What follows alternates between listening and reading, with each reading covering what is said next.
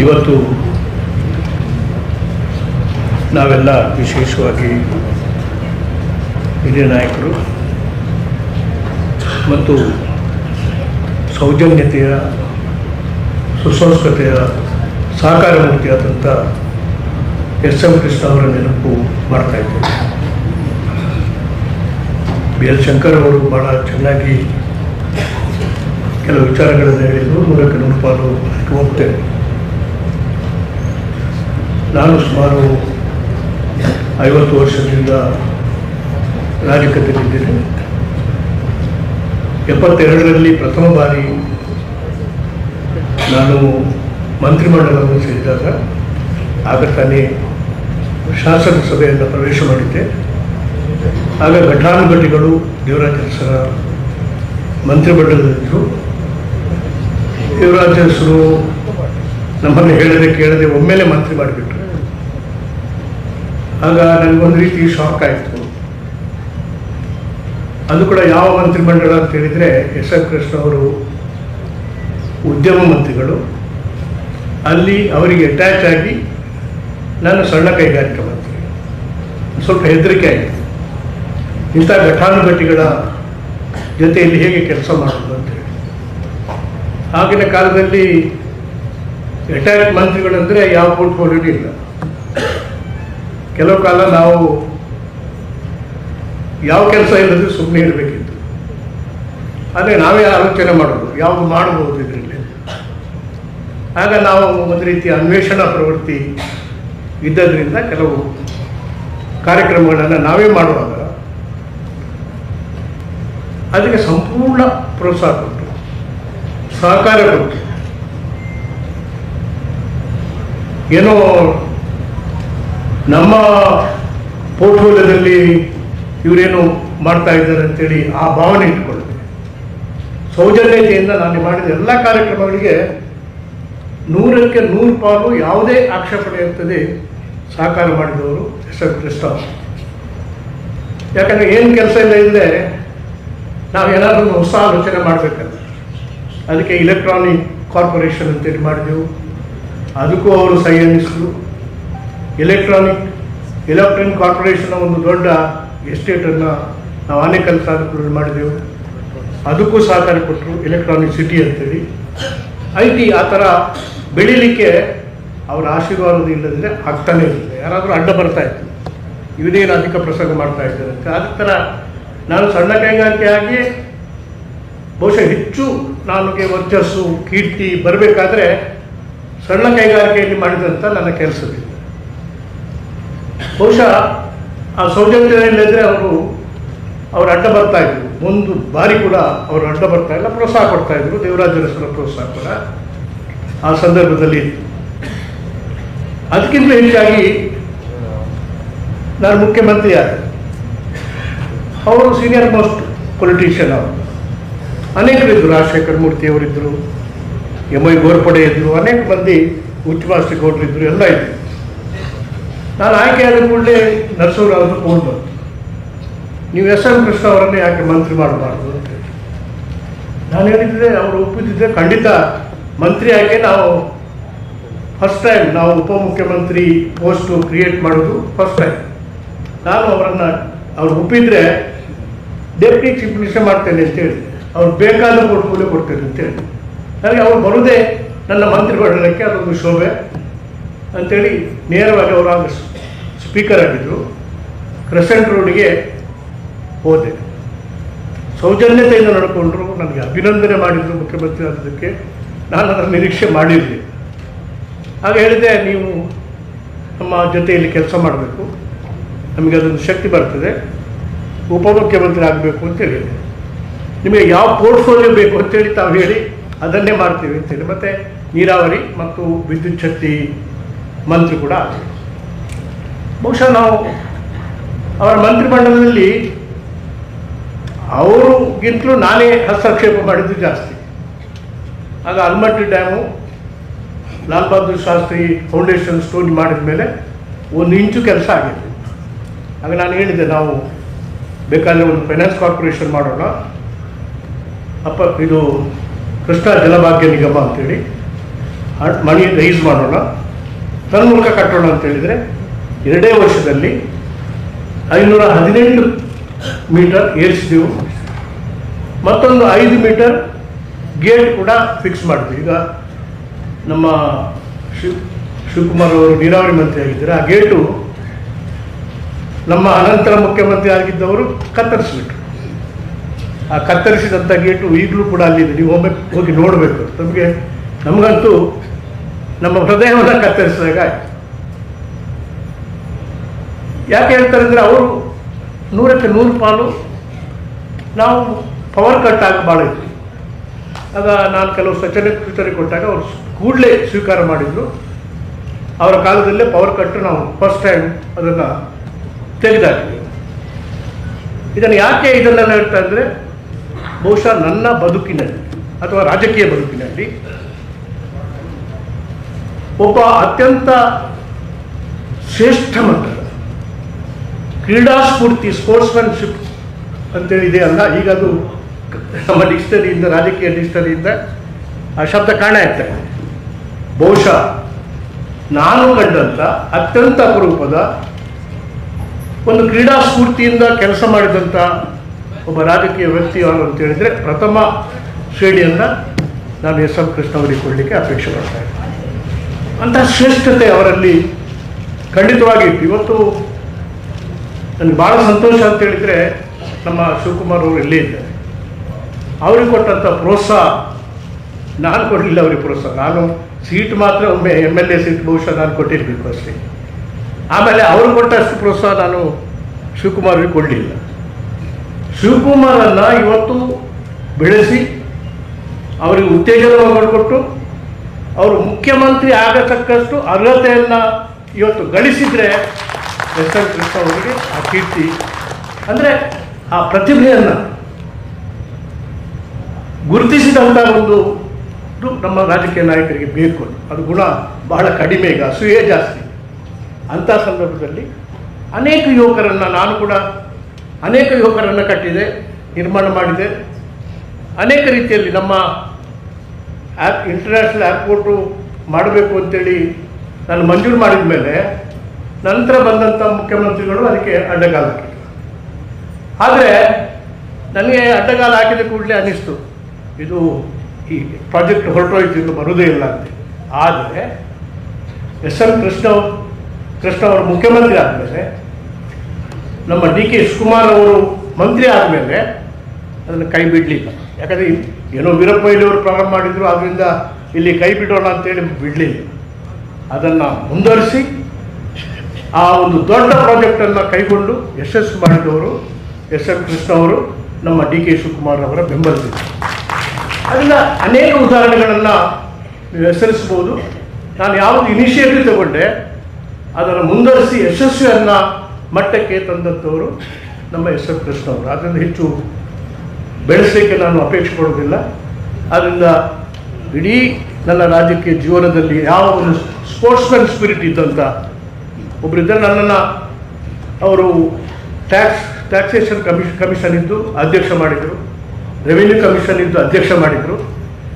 ನಾನು ಹೇಳಿದೆ, ಅಧ್ಯಕ್ಷ ಮಾಡಿದ್ದು ಸರಿ, ಆದರೆ ಶಿಫಾರಸನ್ನು ನೀವು ಎಲ್ಲ ಅಡ್ಡ ಬಂದರು, ಅವರ ಅಧಿಕಾರಿಗಳು ಅಡ್ಡ ಬಂದರು, ಮಂತ್ರಿಮಂಡಲದ ಅಡ್ಡ ಬಂದರು, ಈ ಶಿಫಾರಸುಗಳನ್ನು ಮಾಡಬೇಡಿ, ಆಗುವುದಿಲ್ಲ ಅಂತೇಳಿ ಹೇಳಿದರು.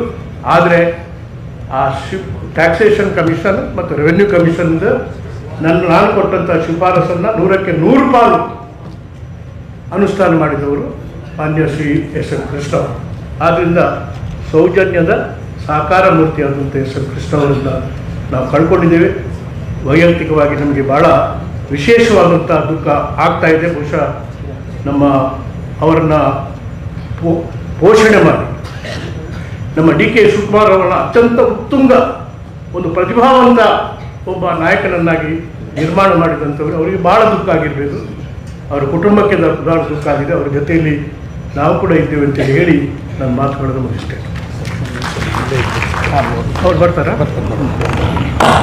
ಈಗ ಶತಮಾನ ಪುರುಷ ಎಸ್.ಎಂ. ಕೃಷ್ಣ ಸಾಹೇಬ್ರ ಅಗಲಿಕೆಯನ್ನು KPCC ಕರ್ನಾಟಕ ಪ್ರದೇಶ ಕಾಂಗ್ರೆಸ್ ಸಮಿತಿ ಶ್ರದ್ಧಾಂಜಲಿ ಸಲ್ಲಿಸುವ ಮೂಲಕ ಎಲ್ಲರೂ ಅಲ್ಲೇ ಕೂತ್ಕೊಳ್ಳಿ, ದಯವಿಟ್ಟು ಅಲ್ಲೇ ಕೂತ್ಕೋಬೇಕು. ದಯವಿಟ್ಟು ಅಧ್ಯಕ್ಷರು ಮತ್ತು ಎಲ್ಲ ಮಂತ್ರಿಗಳು, MLA ಗಳು, ಗಣ್ಯರು ಎಲ್ಲರೂ ಕೂಡ ಈ ಒಂದು ಪುಷ್ಪಾರ್ಚನೆಯಲ್ಲಿ ಭಾಗಿಯಾಗಬೇಕು. ತದನಂತರ ಅಧ್ಯಕ್ಷರು ಮಾತನಾಡ್ತಾರೆ. ನಾನು ಮಾತಾಡ್ತೀನಿ, ಜಾಸ್ತಿ ಮಾತಾಡಕ್ ಹೋಗಲ್ಲ, ಗೌರವ ಸಲ್ಲಿಸ್ಬಿಟ್ಟು ಮಾತಾಡ್ತೀನಿ. ಆಮೇಲೆ ನಾವೆಲ್ಲ ಒಂದ್ ನಿಮಿಷ ಮೌನ ಆಚರಿಸಬೇಕು, ಆಮೇಲೆ ಮಾಡಿ. ನಾನೇ ಜಾಸ್ತಿ ತಲೆಗೆ ಟೈಮ್ ತಗೊಳ್ಳೋದು ತಲೆಗೆಡಿಸ್ಕೊಳ್ಳಿ. ಮೇಲಿದ್ದಾರೆ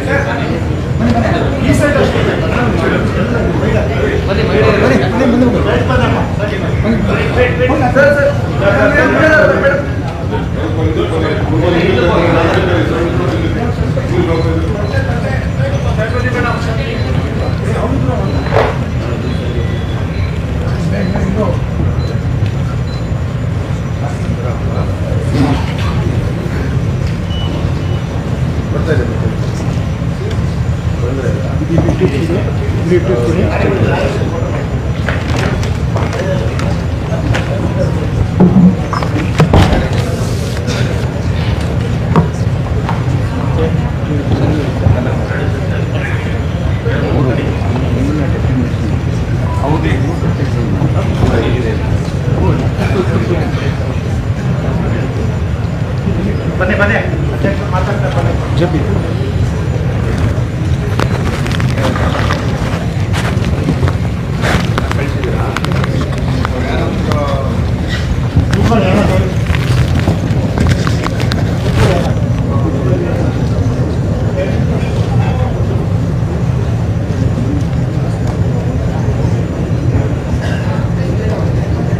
ಎಲ್ಲರಿಗೂ ನಮಸ್ಕಾರ.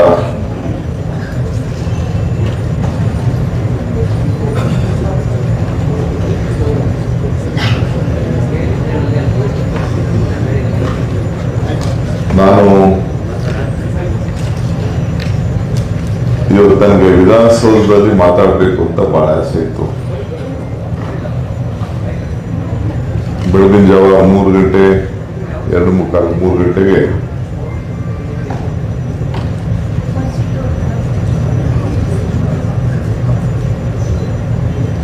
ನನ್ನ ಧರ್ಮಪತ್ನಿ ಫೋನ್ ಮಾಡಿದ್ದಾಳೆ, ನೋಡ್ಕೊಂಡಿಲ್ಲ. ನನ್ನ ಮಗಳು ಫೋನ್ ಮಾಡಿದ್ದಾಳೆ, ನೋಡ್ಕೊಳ್ಳಿಲ್ಲ. ಆಮೇಲೆ ನನ್ನ ಗನ್ಮನ್ ಬಂದು ಎಬ್ಬಿಸ್ದ. ನನ್ನ ಧರ್ಮಪತ್ನಿ ಫೋನ್ ಮಾಡಿದ್ದಾರೆ ಅಂತ ಹೇಳಿ ಈ ತರ ಆಗಿದೆ ಅಂತ ಹೇಳಿದ್ರು. ತಕ್ಷಣ ಹೊರಟು ವಿಧಿನೇ ಇಲ್ಲ. ನಿಮ್ಗೆಲ್ಲ ಗೊತ್ತಿದೆ, ನನ್ನ ರಾಜಕಾರಣದ ಬದುಕಿನಲ್ಲಿ ತಂದೆ ಮಗನಿಗೆ ಯಾವ ರೀತಿ ಪೋಷಣೆ ಮಾಡ್ತಿದ್ರು ಆ ರೀತಿ ಪೋಷಣೆ ಮಾಡಿ ಇಲ್ಲಿವರೆಗೂ ಬೆಳೆಸಿದ್ದಾರೆ. ಮೊಯ್ಲಿಯವರು ಫಸ್ಟ್ ಟಿಕೆಟ್ ಕೊಟ್ಟರು. ನಾನು ಯೂತ್ ಕಾಂಗ್ರೆಸ್ ವಿದ್ಯಾರ್ಥಿ ನಾಯಕರಾಗಿದ್ದಾಗ ಬಂಗಾರಪ್ಪನವರು ಅವರ ಜೊತೆಯಲ್ಲಿ ವಿದ್ಯಾರ್ಥಿ ನಾಯಕ ಇದ್ದಾಗ ಅವ್ರ ಪಕ್ಷದ ಅಧ್ಯಕ್ಷರಾಗಿದ್ದರು. ಅವ್ರ ಮಂತ್ರಿಮಂಡಲದಲ್ಲಿ ಮಂತ್ರಿ ಮಾಡಿಕೊಂಡ್ರು. ಅದಾದ್ಮೇಲೆ ಬಂಗಾರಪ್ಪನವರು ಪಾರ್ಟಿ ಬಿಟ್ಟು ಹೋಗುವಂತ ಸಂದರ್ಭ ಇತ್ತು. ನಾನೇನು SM ಕೃಷ್ಣ ಅವ್ರ ಜೊತೆ ಇದ್ದವಲ್ಲ, ಅವ್ರು ಸ್ಪೀಕರ್ ಆಗಿದ್ರು. ನಮಗೂ ಸಮಾಜ, ಕುಲ ಬಾಂಧವ ಏನೇನೋ ವಿಚಾರ ಇತ್ತು. ಸಂಬಂಧಗಳು ಬೆಳೆಯುವಂತ ಬೇಕಾದಷ್ಟೆಲ್ಲ ಅವಕಾಶಗಳೆಲ್ಲ ಇತ್ತು. ಆದಾಗ ಕೊನೆಗೆ ನಾನು ಬಂಗಾರಪ್ಪನವ್ರನ್ನ ಹೋಗಿ ಕೇಳಿದೆ. ನಾನು ಬಿಳಿಯಪ್ಪ ಇಟ್ಟು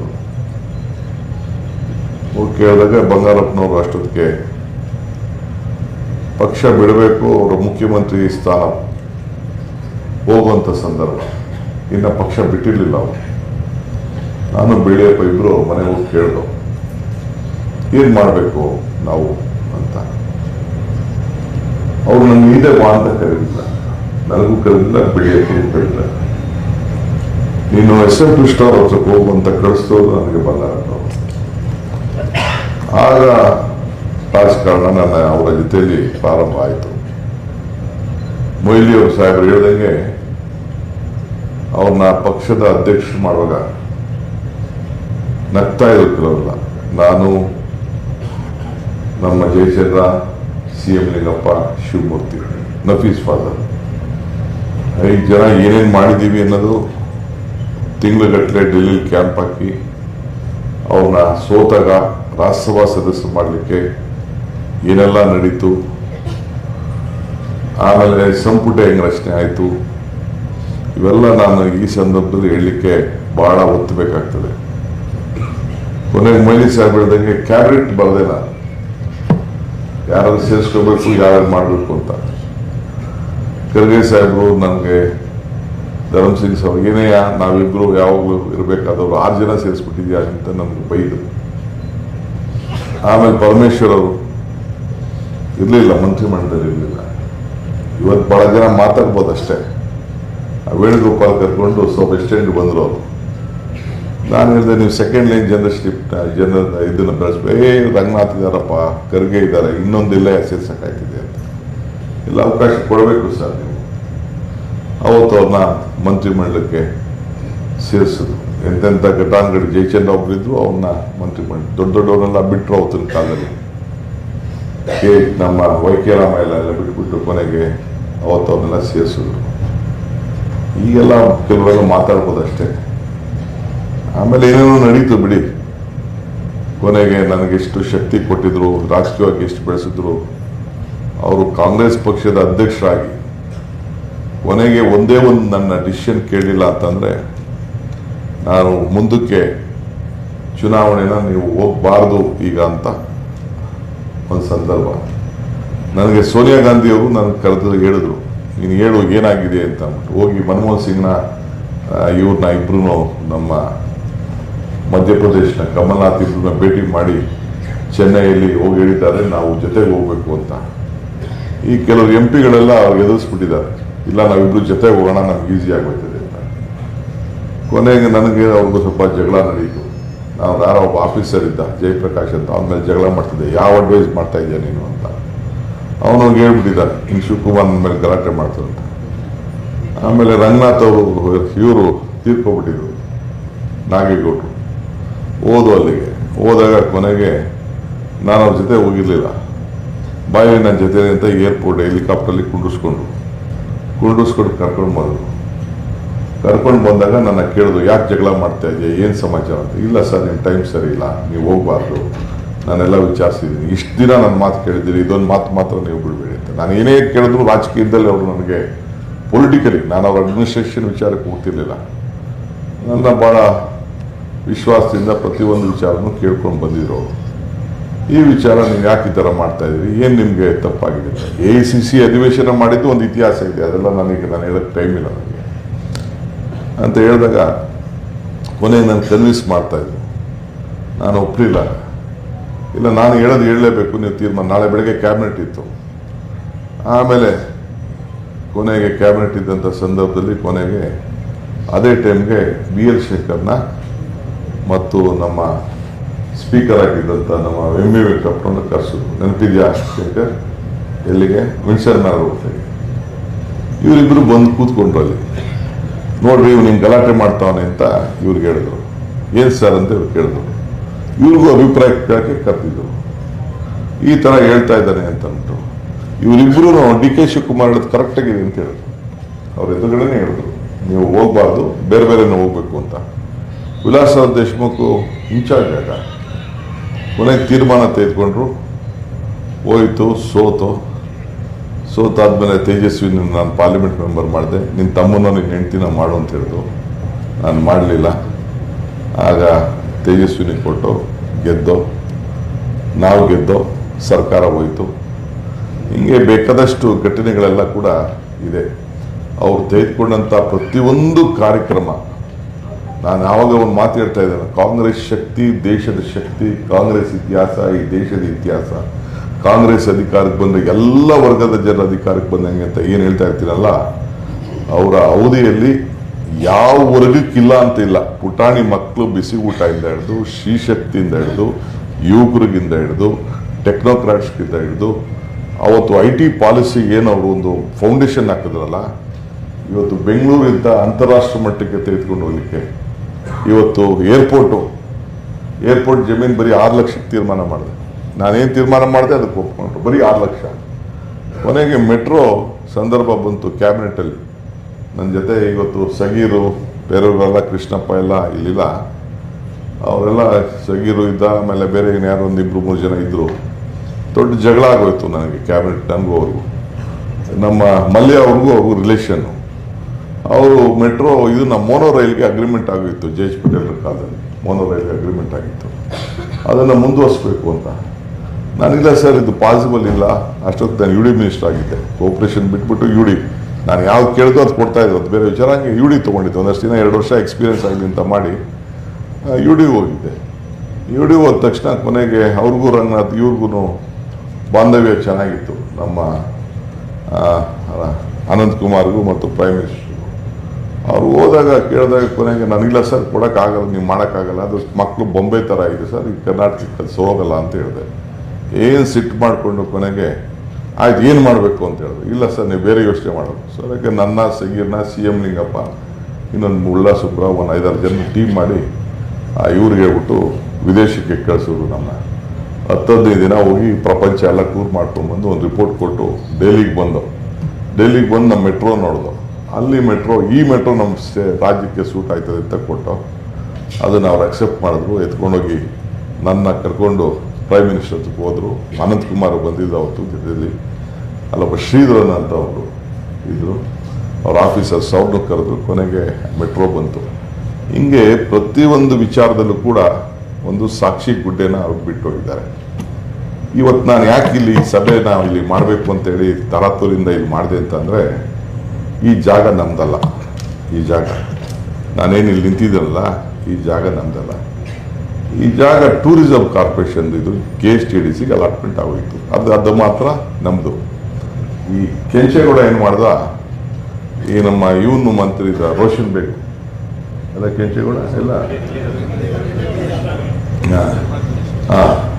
ಬೆಂಗಳೂರು ಎಲ್ಲ ಟೂರಿಸಂ ಮಂತ್ರಿ, ಅದ್ರ ಜೊತೆ ಟೂರಿಸಂ ಮಿನಿಸ್ಟರ್ ಇದ್ದ, ಟೂರಿಸಂ ನನಗಿದ್ದ. ಇದ್ದಂಥ ಸಂದರ್ಭದಲ್ಲಿ ಸರ್, ಈ ಕಾಂಗ್ರೆಸ್ ಆಫೀಸ್ನ ಹಿಂದೆ ಇದ್ದಲ್ಲ, ಇದನ್ನೇನಾದ್ರು ಮಾಡಿ ನಮ್ಗೆ ಮಾಡಿಕೊಡಿ ಅಂತ ಅವ್ರು ಇನ್ನೂ ಕಟ್ಟಿರಲಿಲ್ಲ ಅಂತ ಕೆಂಚೇಗೌಡ ಹೇಳ್ದ.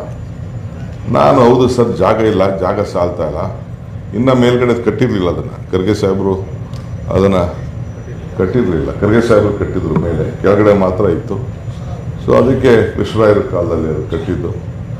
ಸೊ ಆಗ ಬಂದ್ಬಿಟ್ಟು ಕರೆಸ್ಬಿಟ್ಟು, ನೋಡ್ರಿ ಅದನ್ನು ಕಾಂಗ್ರೆಸ್ ಆಫೀಸ್ಗಂತ ಈ ಕೆಂಚೇಗೌಡ ಹೇಳ್ತಾ ಇದ್ದಾನೆ, ಮಾಡ್ರಿ ಅಂತ. ಆಮೇಲೆ ಟೂರಿಸಂ ಚೀಫ್ ಮಿನಿಸ್ಟರ್ ಹೇಳ್ತಾನೆ, ತಗೋಬಾರ ಕ್ಯಾಬಿನೆಟ್ಗೆ ಅಂತೇಳಿ ಒಂದೇ ಸತಿ ಅರ್ಜಿ. ನಾನು ಅಡ್ಮಿನಿಸ್ಟ್ರೇಟಿವ್ ಜನರಲ್ ಸೆಕ್ರೆಟರಿ, ನಾನು ಸೈನ್ ಆಗ್ತಿರಲಿಲ್ಲ. ನಾನೇನಿದ್ರು ನಮ್ಮ ಸುದರ್ಶನ್ ಕೈಲಿ, ವಸ್ತಮನ್ ಕೈಲಿ ಕಾಗದಗಳು ಸೈನ್ ಆಗ್ತಿದ್ದೆ, ಅವ್ರ ಕೈಲಿ ಸೈನ್ ಆಗ್ತಿದ್ದೆ, ಅಡ್ಮಿನಿಸ್ಟ್ರೇಷನ್ ಜನರಲ್ ಸೆಕ್ರೆಟರಿ ಅದು ಕೂಡ.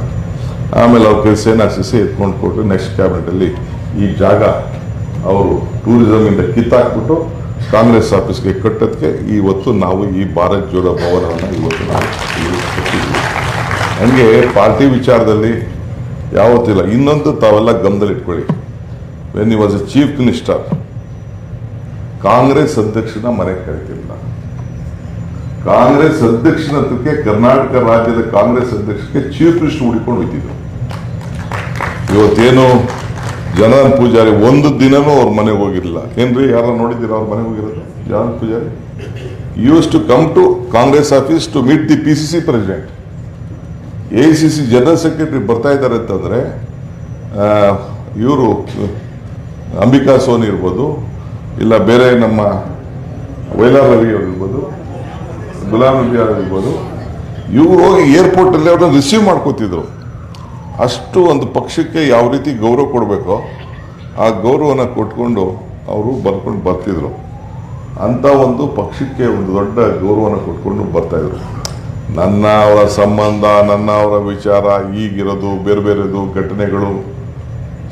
ಅವ್ರಿಗೆ ಕೋಡೇಶ್ ಅವರು, ಈ ಮಲ್ಯ ಅವರು, ಆದಿಕೇಶಲು, JP ನಾರಾಯಣಸ್ವಾಮಿ ಇವರೆಲ್ಲ ಬೇಕಾದ್ರೆ ಸಹಾಯ ಮಾಡ್ತಾ ಇದ್ರು, ರಾಜಕೀಯ ಉದ್ದಗಳಿಗೂ ಬೇಕಾದ್ರೆ ಸಹಾಯ ಮಾಡಿದ್ದಾರೆ.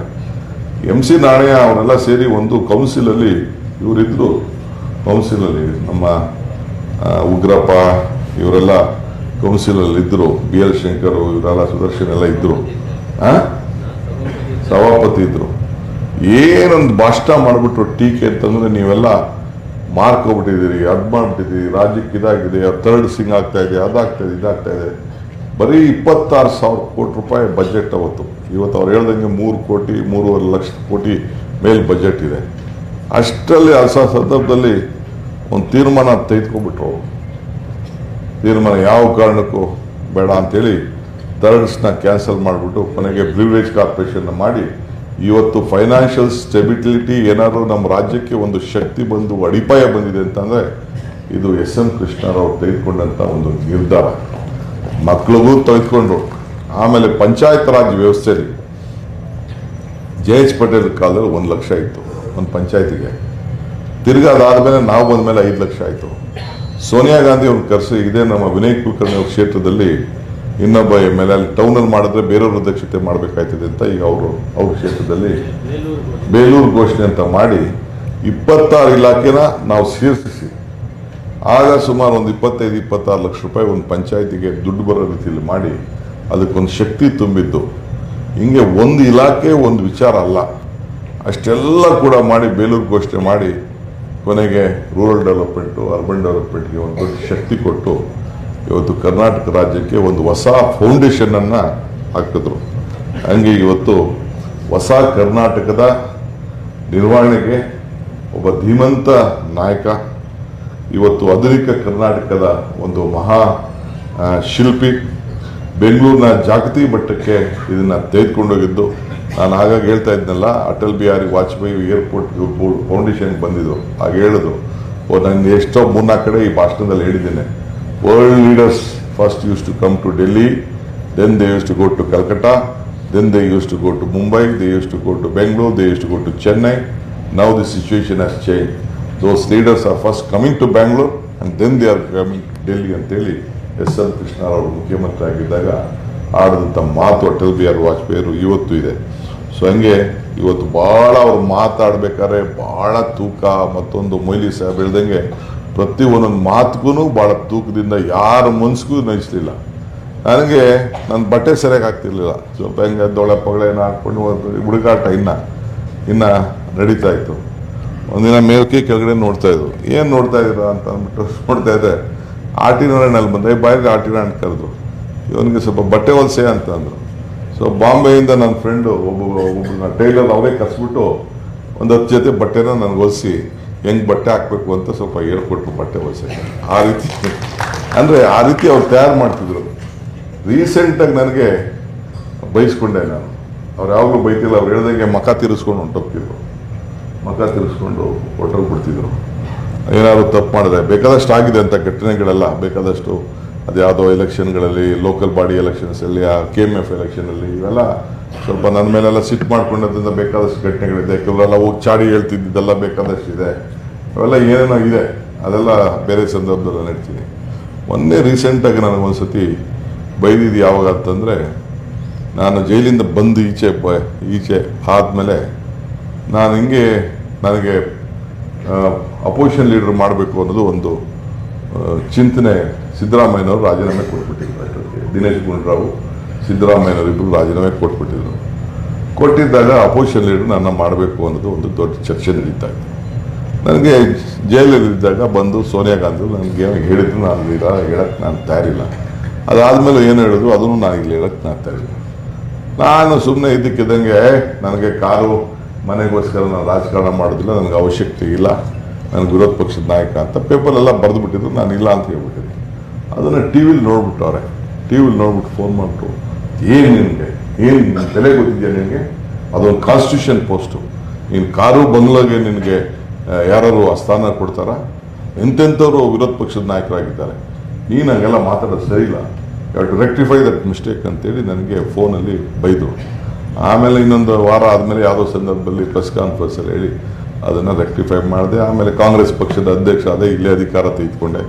ಇವತ್ತು ಇಷ್ಟೆಲ್ಲ ಒಂದು ದೊಡ್ಡ ಸೇವೆ ಮಾಡೋಕ್ಕೆ ಕಳೆದ 4 ವರ್ಷದಿಂದ 5 ವರ್ಷದಿಂದ ಒಂದು ಅವಕಾಶ ಸಿಕ್ಕಿದೆ, ನಾವು ಮಾಡ್ಕೊಂಡು ಬರ್ತಾ ಇದ್ವಿ.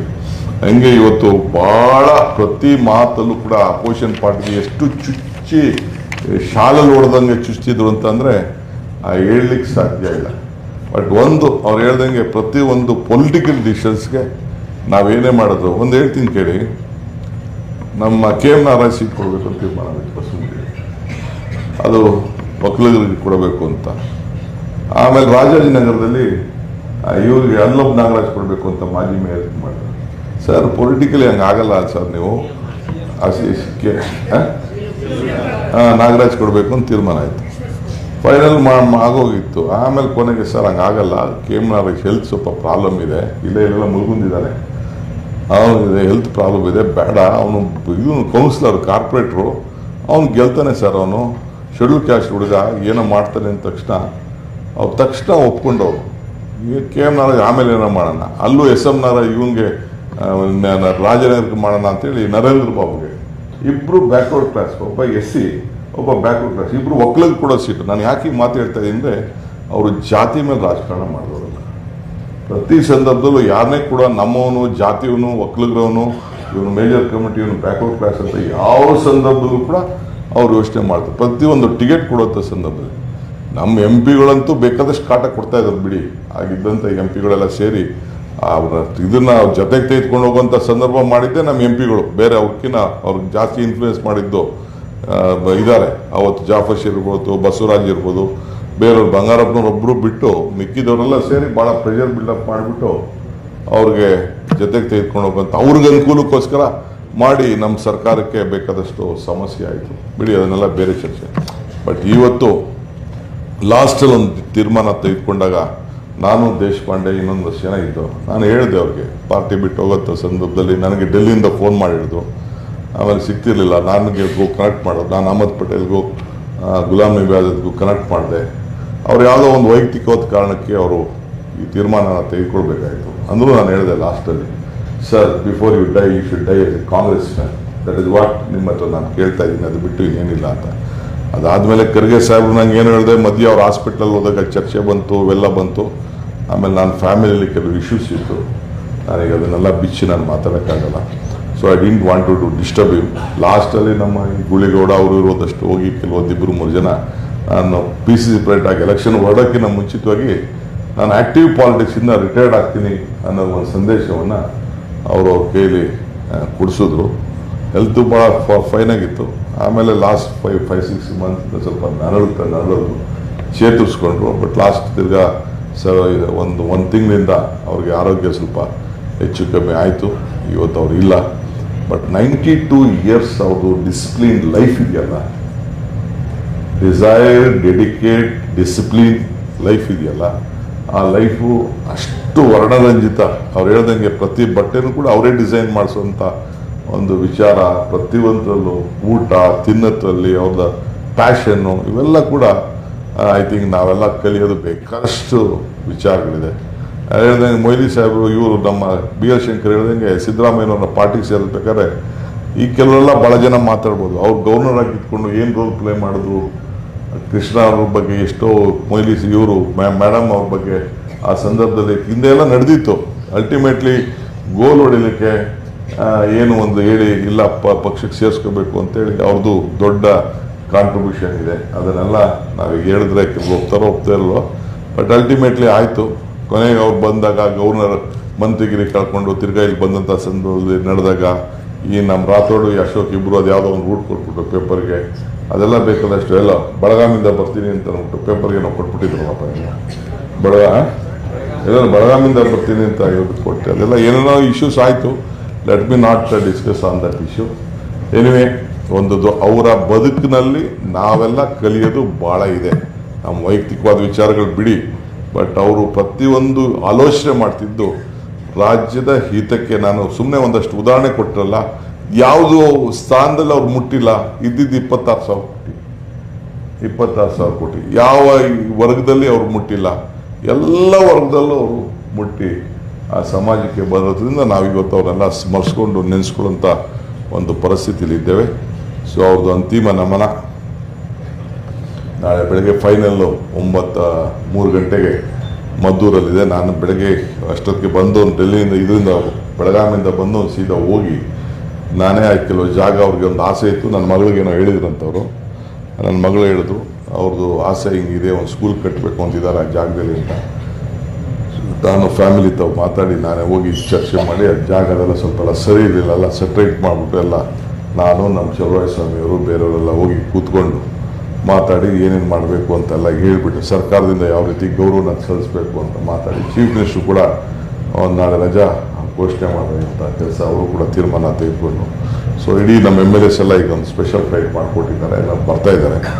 ಬಂದು ಗೌರವ ಸಲ್ಲಿಸಿ ತಿರ್ಗಾ ನಾಳೆ ನಾವೆಲ್ಲ ಅವರ ಅಸೆಂಬ್ಲಿಗೆ ಹೋಗ್ತೀವಿ. ಏನೇ ಅವರ ಶರೀರ ಇವತ್ತು ನಮ್ಮ ಜೊತೆ ಇಲ್ಲ, ಬಟ್ ಅವರು ಮಾರ್ಗದರ್ಶನ, ಅವರು ಬಿಟ್ಟು ಹೋದಂಥ ಸಾಕ್ಷಿ ಗುಡ್ಡೆ. ನಾನು ಆಗಾಗ ಹೇಳ್ತಾ ಇರ್ತೀನಲ್ಲ, ಮನುಷ್ಯನ ಹುಟ್ಟು ಆಕಸ್ಮಿಕವಾದ್ದು, ಸಾವು ಅನಿವಾರ್ಯ, ಜನನ ಉಚಿತ, ಮರಣ ಖಚಿತ. ಆ ಹುಟ್ಟು ಸಾವಿನ ಮಧ್ಯದಲ್ಲಿ ಯಾರು ಬಿಟ್ಟು ಏನು ಮಾಡ್ತಾ ಇರೋದು ಭಾಳ ಮುಖ್ಯ ಅಂತ. ಇವತ್ತು ವಿಕಾಸಸೌಧ ಕಟ್ಟವ್ರೆ, ಹನುಮಂತಯ್ಯನವರು ವಿಧಾನಸೌಧ ಕಟ್ಟಿದ್ರು, ಅವರು ವಿಕಾಸಸೌಧ ಕಟ್ಟವ್ರೆ, ಉದ್ಯೋಗ ಸೌಧ ಕಟ್ತವ್ರು ಅವರು. ಸೊ ಹಂಗೆ ಆ ಸಂದರ್ಭದಲ್ಲಿ ಮೊಯ್ಲಿ ಸಾಹೇಬ್ ಹೇಳ್ತಾ ಇಲ್ವಾ, ಆಗ ಎಲೆಕ್ಟ್ರಾನಿಕ್ ಸಿಟಿ ಅವರು ಇವರಿಬ್ಬರು ಸೇರಿ ಎಲೆಕ್ಟ್ರಾನಿಕ್ ಸಿಟಿನ ಕಟ್ಟಲಿಕ್ಕೆ ಇವರಿಬ್ಬರದೇ. ಹಂಗೆ ಈ ಸಂದರ್ಭದಲ್ಲಿ ಮಾಡಿ ಪ್ರತಿಯೊಂದು ಕೂಡ ಪ್ರೋತ್ಸಾಹವನ್ನು ಕಟ್ಕೊಂಡು ಬಂದಿದ್ದನ್ನ ನಾವು ಯಾರು ಕೂಡ ಮಾಡಲಿಕ್ಕೆ ಸಾಧ್ಯ ಇಲ್ಲ. ಇನ್ನೂ ಭಾಳ ಗಂಟೆಗಟ್ಟಲೆ ಅವ್ರ ವಿಚಾರ ಮಾತಾಡ್ಬೋದು. ಬೇರೆ ಯಾವುದಾದ್ರು ಒಂದು ಸಂದರ್ಭದಲ್ಲಿ ನಾನು ಎಲ್ಲ ಪೊಲಿಟಿಕಲ್ ಪಾರ್ಟೀಸು ಸೇರಿ ಕೆಲವು ಲೀಡರ್ಸ್ ಎಲ್ಲ ಕರೆಸಿ ಅವ್ರ ಬಗ್ಗೆ ಅಧ್ಯಯನ ಮಾಡಿ ಚರ್ಚೆ ಮಾಡಿ ಸಮಾಜಕ್ಕೆ ತಿಳಿಸುವಂಥ ಒಂದು ಪ್ರಯತ್ನವನ್ನು ನಾವು ಮಾಡೋಣ. ಸೊ ಬೇಕಾದಷ್ಟು ಸಂದರ್ಭನ ನಾನು ನಿರ್ಮಾಣ ಮಾಡಲಿಕ್ಕೆ ಒಂದು ಅವಕಾಶವನ್ನು ಮಾಡಿಕೊಡ್ತೀನಿ. ಇಷ್ಟೆಲ್ಲ ದೊಡ್ಡ ಸಂಖ್ಯೆಯಲ್ಲಿ ತಾವೆಲ್ಲ ಬಂದಿದ್ದೀರಿ. ಮುಖ್ಯಮಂತ್ರಿ ಬರಬೇಕಾಯ್ತು, ಆಮೇಲೆ ಈಗ ನನಗೆ ಫೋನ್ ಮಾಡೋದು, ಅವರೇ ಹೇಳಿದ್ರು ಬರ್ತೀನಿ ಅಂತ. ಇಲ್ಲಡಿಕ್ಕೆ ನಾನು ಅಲ್ಲಿ ಹೋಗಿ ಮನೆಗೆ ಹೋಗ್ಬಿಟ್ಟು ನಾನು ಬೇರೆ ಹೋಗ್ತೀನಿ. ಪಾಪ ಇನ್ನೊಬ್ಬರು ನಮ್ಮ ಜಯಣ್ಣ ಅಂತ ನಮ್ಮ ಮಾಜಿ ಶಾಸಕರು ಅವರು ಕೂಡ ತೀರ್ಕೊಂಡಿದ್ದಾರೆ. ಅದು ಕೂಡ ಭಾಳ ಒಂದು ದೊಡ್ಡ ಲಾಸ್ ಆಗಿದೆ. ಸೊ ಇವತ್ತು ನಾವೆಲ್ಲ ಅವ್ರ ಆತ್ಮಕ್ಕೆ ಶಾಂತಿ ಸಿಗಲಿ. ಅವ್ರ ಕುಟುಂಬದ ಬಿಡಿ, ಅವರ ಭಾಳ ಜನ ಬೆಳೆಸಿದಂಥ ಅನ್ಯಾಯಿಗಳು ಭಾಳ ಇದ್ದಾರೆ. ಅವರೆಲ್ಲರೂ ಕೂಡ ಈ ಸಂದರ್ಭದಲ್ಲಿ ಇವತ್ತು ರಾಜ್ಯಕ್ಕೆ ಒಂದು ದೊಡ್ಡ ಶಕ್ತಿ ಕೊಟ್ಟಿದ್ದಾರೆ, ಅವರ ಅನುಭವ ಕೊಟ್ಟಿದ್ದಾರೆ. ಸೊ ಅದನ್ನು ನಾವೆಲ್ಲ ಕಳ್ಕೊಂಡಿದ್ದೇವೆ. ನಾವು ಎಲ್ಲ ಕುಟುಂಬದ ಸದಸ್ಯರ ರೀತಿಯಲ್ಲಿ ಇವತ್ತು ನಾವೆಲ್ಲ ದುಃಖರಾಗಿದ್ದೇವೆ. ಚಿಂತೆ ಇಲ್ಲ, ಒಳ್ಳೆ ಬದುಕನ್ನು ನೋಡಿದಂಥವ್ರು. ಭಗವಂತ ಅವರ ಆತ್ಮಕ್ಕೆ ಶಾಂತಿ ಸಿಗಲಿ ಅಂತ ಪ್ರಾರ್ಥಿಸಿ ನಾವೆಲ್ಲರೂ ಕೂಡ 1 ನಿಮಿಷಗಳ ಕಾಲ ಮೌನ ಆಚರಣೆ ಮಾಡಿ ಈ ಸಭೆನ ಮುಕ್ತಾಯವನ್ನು ಮಾಡೋಣ.